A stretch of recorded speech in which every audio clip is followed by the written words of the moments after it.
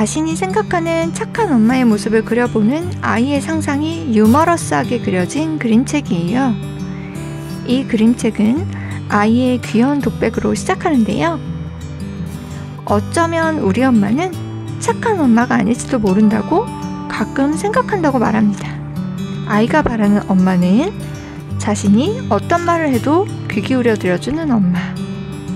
눈이 아주 밝아서 아이가 원하는 건 뭐든지 척척 알아맞히는 엄마였어요.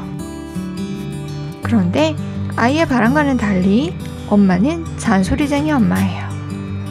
그래서 아이는 엄마에게 마법을 겁니다. 착한 엄마가 되어라, 야! 아이의 마법은 과연 성공할 수 있을까요? 하지만 아이는 결국 엄마는 그냥 좋다고 말합니다. 뒷표지에서 엄마가 아이에게 주문을 거는 장면도 깨알 웃음을 주는 그림책입니다. 활화산처럼 폭발해버린 아이의 모습에서 더 이상 참을 수 없는 엄마의 잔소리의 무게가 느껴져요.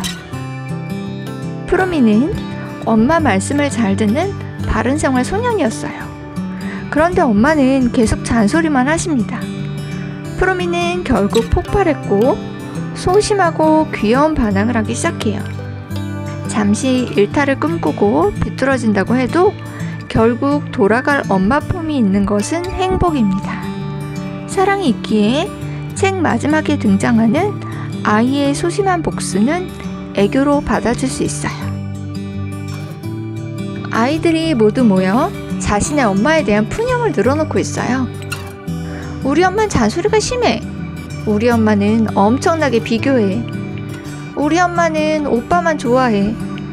우리 엄마는 맨날 책만 읽으라고 해. 서로 자신의 엄마가 더 심하다고 불평 배틀을 벌이고 있어요. 하지만 이러한 푸념 끝에 아이들이 내린 결론은 무엇이었을까요? 엄마에게는 찔림을, 아이에게는 공감을 주는 재미있는 그림책입니다.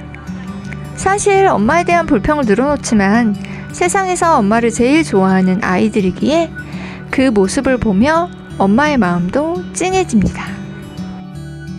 앞서 소개한 엄마 왜 그래의 김인자 작가님, 한상원 작가님이 함께 만드신 또 다른 그림책이에요. 이 그림책 제목의 돼지는 동물 돼지가 연상되어서 더 재미있어요. 아이가 하고 싶은 것은 모두 안 된다고 말하는 엄마가 있습니다. 그런데 어느 날 갑자기 엄마는 무엇이든 된다고 말하기 시작해요.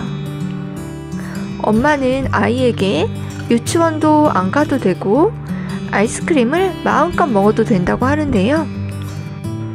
엄마가 그러는 이유를 알 수는 없지만 아이는 하고 싶은 것을 뭐든지 하는 자유를 즐길 수 있어서 마냥 즐겁기만 합니다. 무엇이든 된다는 엄마의 대답은 어디까지 이어질까요? 어른들도 하루쯤은 쉬고 싶고 마음대로 하고 싶은 날이 있어요. 중간에 쉼표가 있어야 또 계속해서 가는 힘도 생기는 것이기에 어른들에게도 대리만족이 되는 그림책이었습니다.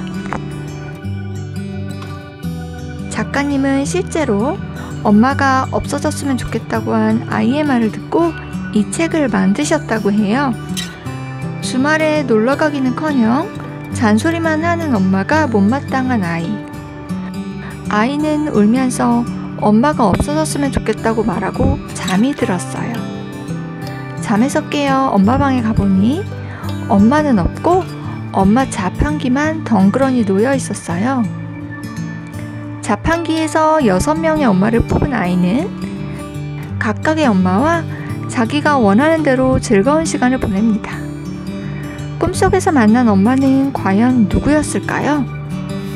엄마와 함께 놀이공원에 가는 소망은 이루어질 수 있을지도 확인해보세요. 엄마와 아이의 모습이 짠하면서 엄마로서 느끼는 점이 많은 그림책이었어요. 엄마의 흔한 잔소리에 대한 그림책이에요. 목욕을 안 하는 아이에게 엄마는 너 그러다가 까마귀가 형님한다 하고 말했어요. 아이가 엄마의 말에도 아랑곳하지 않자 정말 까마귀가 등장해서 아이를 형님이라고 부릅니다. 느릿느릿 행동하는 아이에게 너 그러다가 늘보가 형님한다 라고 엄마가 이야기하자 이번에는 늘보가 나타나서 아이를 형님이라 부르고 따르네요. 아이는 오히려 동물들이 자신을 형님으로 부르고 따르는 상황을 즐기는데요. 동물들의 형님이 된 아이는 어떤 결정을 할까요? 엄마의 100마디 잔소리보다 아이 스스로 결심하는 것이 더 중요하다는 것을 보여주는 그림책이에요.